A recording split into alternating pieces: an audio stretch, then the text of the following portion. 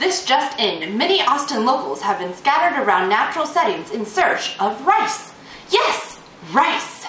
Due to the common practice of domesticating plants and animals, many formerly wild species are no longer.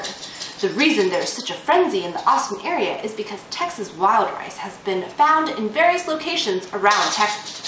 Science Rocks, a private scientific institution, is paying finders of Texas wild rice generous rewards. Tom Addo brings us the news from Science Rocks headquarters. Thanks, Elodia. I'm here with the lead scientist for Science Rocks, Dr. Wikipedia. Good morning, Dr. Pedia. Good morning. Can you tell us why you're offering such a generous reward for those who can bring you a live specimen of Texas wild rice? Well, technically any wild rice species will do, but here near Austin we found Texas wild rice and we're trying to cultivate it here. The rice that we eat is domesticated and incredibly difficult to grow. It's susceptible to parasites and disease, and each plant has to be planted by hand individually because the seeds are actually sterile. So we're looking for wild rice species to hybridize with the domestic species in the hopes that we can make a plant that's more resilient and easier to grow. Wow, are you telling us that soon there could be no more wild rice to eat? Well, not in our imminent future, but this is an important endeavor to ensure a famine-less future. We're looking for plant ideas for a Texas wild rice sanctuary, as well as the Texas wild rice to plant in that sanctuary. This is our future. There you have it. Wild rice, the commodity. To you soon. Thank you, Tom. We have more breaking news brought to you by C.L. Airy in the Austin area. Thank you, Elle. As you can see, it is mass chaos here. People are scouring creek beds, riverbanks, and forests all over Austin. Here with me to talk about this is renowned plant expert Herb Irwin. Herb? Hey guys, look at all these plants out here. Look at all this green stuff. Look at all this photosynthesis. This is just awesome. I'm sorry, I just love plants. No problem.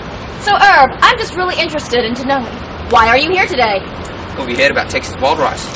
I have not. Well, I'm kind of on an exploration to find Texas wild rice, which I think is just one of the coolest rice. Well, I think it's the coolest seed in the world. Did you know that rice is the seed of a monocot? I did not. It's freaking awesome. Anyway, domesticated rice is harder to cultivate. It's labor intensive and requires loads of water. And wild rice is any different? Of course, it's wild like crazy. Anyway, Texas wild rice is more resistant to infection, and so it requires less herbicides and pesticides. Plus, Texas wild rice is on the risk of being extinct. It might go endangered. How awful! Well, what can we do about it? I'm sorry, it is endangered. I messed that up. It is endangered. It's on the risk of being extinct, which means it's gone from this planet.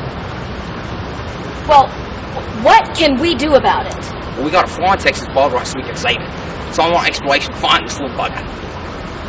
There you go, people. Herb Irwin. And now, let's talk to another local who is also on this quest to find the elusive Texas wild rice. Oh, look, there's one now.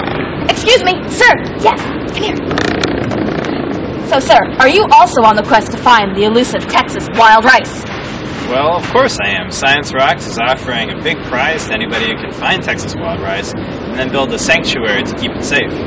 Good citizen, tell me, what is your name? My name's Stone Atta. Hi, Mom. I'm on TV. And have you had any luck while on this trail for this plant? Well, I've been looking for a few weeks, but, no luck yet. I know it's an aquatic perennial grass, so I've been checking every stream bed I come across, but there's none there. And there you have it, folks. Thousands of people scouring riverbeds and creek banks, hoping to find the elusive, this endangered species, Texas wild rice, hoping to create a sanctuary for it and keep it from becoming extinct. Do you have what it takes? Are you up to the challenge? This is C. Ellery reporting live. Back to you, Elle. Thanks, C. And we will end today's news segment with a special report from a resident botanist, Flo Word. Thanks, E. I just wanted to talk about the great applications Science Rocks may have in store. agribusiness is a booming industry. Recently, the National Guards has assembled teams from Texas, Tennessee, and Indiana to teach Afghan farmers how to cultivate plants and help them boost their economy. They have taught the Afghan people better irrigation techniques for their lands and how to identify seeds that will grow well in their climates. They have been successful in helping Afghan farmers achieve higher crop yields per acre. This is just what Science Rocks is hoping to accomplish with their mission. They are looking for creative designers with a green thumb to establish a sanctuary for Texas wild rice. This sanctuary should have a high crop yield and hopefully benefit the surrounding ecosystem. The Science Rocks will be able to cultivate and hopefully introduce a better rice crop to the world. Will you be the successful winners of the Science Rocks Habitat Challenge? To enter, you must submit a trifold poster board no later than March 31st.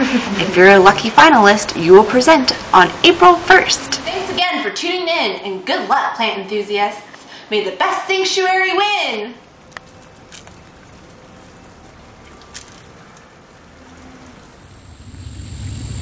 We have a nice little chunk of forest and streamside back in here.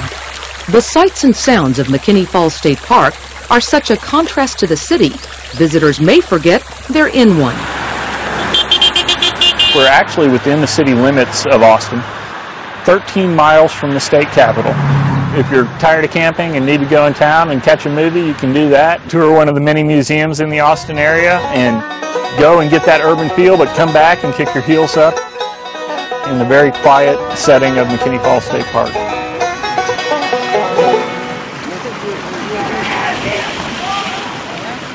There's two sets of falls, the upper and lower.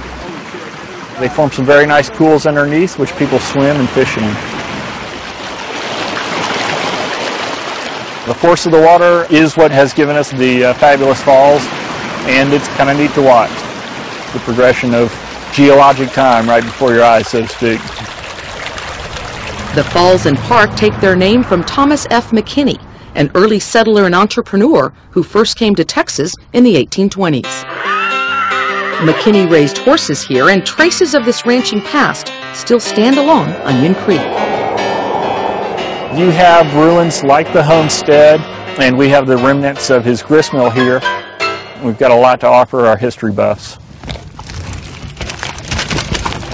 Ridgehead.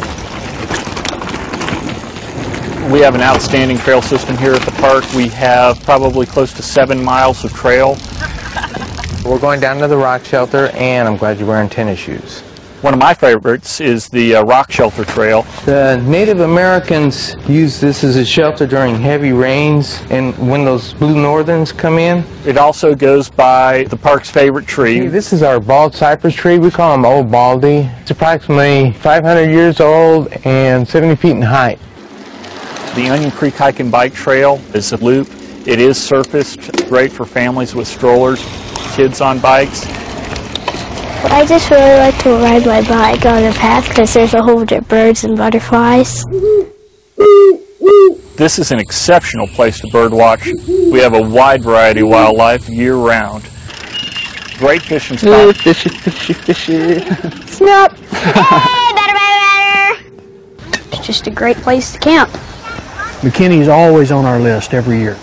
It's just a good quiet place to come and, you know, take hikes or just sit around like we're doing today and do nothing.